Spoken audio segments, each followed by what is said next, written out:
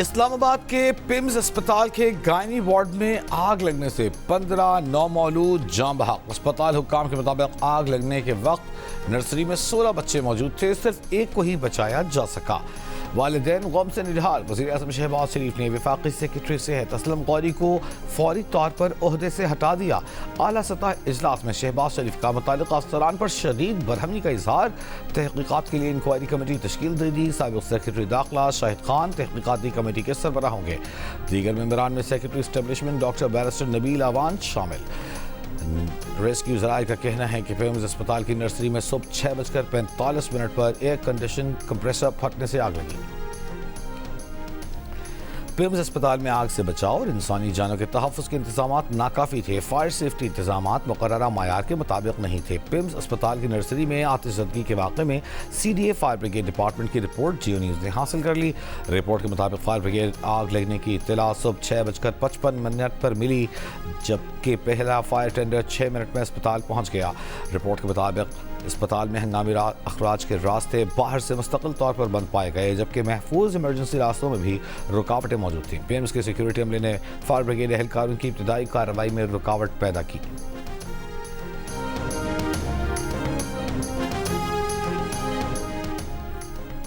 وزیر صحت مصطفیٰ کمال نے دعویٰ کیا ہے کہ پیمز میں آگ بجھانے کے آلات کام کر رہے تھے۔ اسپتال اپنی صلاحیت سے زیادہ کام کر رہا ہے۔ پروگرام جیو پاکستان میں گفتگو کرتے ہوئے کہا کہ پیمز اسپتال کے آئی سی یو میں ڈاکٹرز اور عملہ موجود تھا۔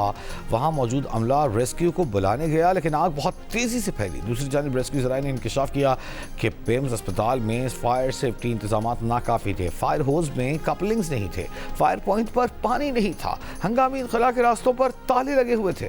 حادثے کے وقت انکیوبیشن سینٹر میں وارڈ بوائز، ڈاکٹرز، حتیٰ کہ کوئی عملہ موجود نہیں تھا۔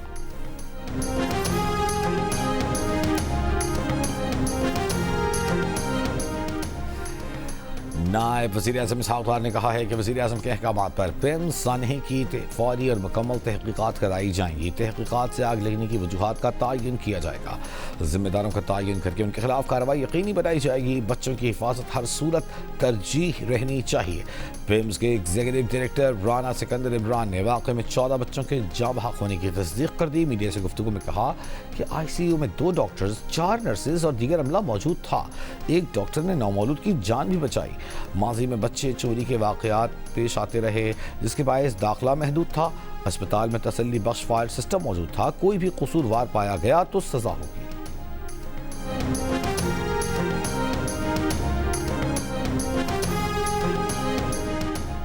نبی کریم صلی اللہ علیہ وآلہ وسلم کی ولادت کا جشن ملک بھر میں مذہبی جوش و جذبے سے منایا جا رہا ہے۔ عید میلاد النبی صلی اللہ علیہ وآلہ وسلم کے سلسلے میں شہر شہر، گلی گلی چراغاں، مساجد، بلند عمارتوں، بازاروں، چوراہوں پر سبز پرچموں کی بہار، درود و سلام کی محافل، آقائے دو جہاں سے محبت کا اظہار۔ ملک بھر میں جلوس برآمد۔ کراچی میں عید میلاد کا مرکزی جلوس دن 2:30 بجے شہید مسجد کھارا سے برآمد ہوگا۔ لاہور میں مرکزی جلوس ریلوے اسٹیشن چوک سے نکلے گا۔ لاہور ریلوے اسٹیشن پر خصوصی تقریبات کا اہتمام۔ راولپنڈی میں مرکزی جلوس جامع مسجد روڈ سے تاریخی راستوں پر رواں دواں۔ جلوس اقبال روڈ اور بہڑ بازار سے ہوتا ہوا جامع مسجد روڈ پر اختتام پذیر ہوگا۔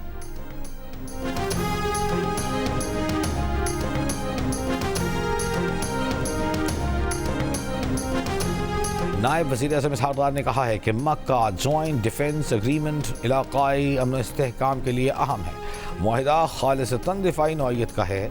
نائب وزیر اعظم سے برطانوی پارلیمنٹ کے کراس پارٹی کے پاکستانی نژاد ارکان کی ملاقات۔ پاک برطانیہ تعلقات، کشمیر تنازع اور مشرق وسطی کی صورتحال پر تبادلہ خیال۔ برطانوی پارلیمنٹیرینز نے آزاد کشمیر انتخابات میں مسلم لیگ نون کی کامیابی پر مبارکباد دی۔ اسحاق ڈار نے کہا آزاد کشمیر میں نئی حکومت نوجوانوں کے لیے روزگار کے مواقع پیدا کرے گی۔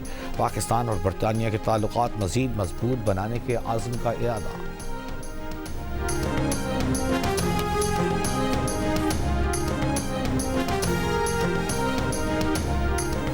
امریکہ ایران مذاکرات بحالی کے لیے رابطے جاری ہیں۔ ترجمان قطری وزارت خارجہ ماجد الانصاری کا گزشتہ روز ہفتہ وار پریس بریفنگ میں بیان۔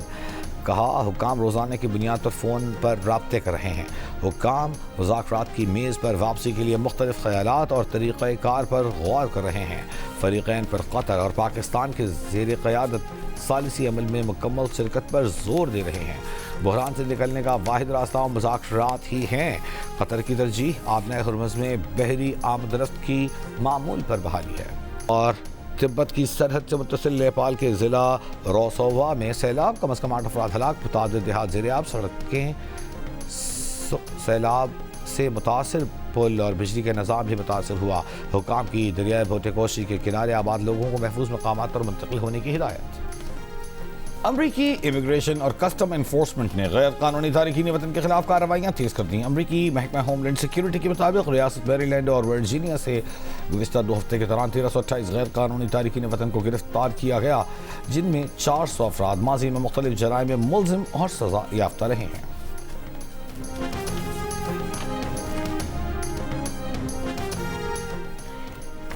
پاکستان اور انگلینڈ کے درمیان دوسرا ٹیسٹ کل لارڈز میں شروع ہوگا. دونوں ٹیموں کی تیاریاں حتمی مرحلے میں داخل، لیکن انگلش ٹیم کے کپتان جو روٹ کھلاڑیوں کی آف دی فیلڈ سرگرمیوں پر شدید برہم اور مایوس. پریس کانفرنس میں جو روٹ نے فاسٹ بالر برائڈن کارٹس کے نائٹ کلب کے واقعے پر شدید برہمی کا اظہار کرتے ہوئے کہا کہ ہم مسلسل احمقانہ غلطیاں کر رہے ہیں.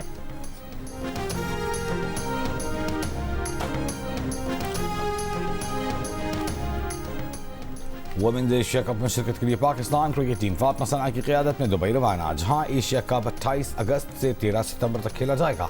پاکستان ٹیم پہلا میچ 1 ستمبر کو تھائی لینڈ کے خلاف کھیلے گی، جبکہ پاکستان اور بھارت کی ٹیموں کے درمیان 5 ستمبر کو ٹاکرا ہوگا. ایران جنگ اور ٹرمپ انتظامیہ کے ٹیرف بڑھانے کے باعث امریکہ میں ایندھن اور غذائی اجزاء کی قیمتوں میں اضافہ. امریکہ میں ڈیزل کی قیمت بھی ایران جنگ کے بعد بلند ترین سطح پر پہنچ گئی. محکمہ توانائی کے مطابق ڈیزل کی اوسط ہفتہ وار قیمت 20 سینٹ فی گیلن اضافے کے بعد $5.65 فی گیلن ہو گئی.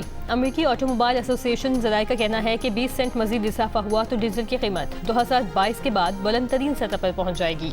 امریکی اخبار کے مطابق حکومتی پالیسیوں کی وجہ سے کھاد، ایندھن اور مشینری کی قیمتوں میں اضافے کے باعث امریکی کسان پریشان ہیں.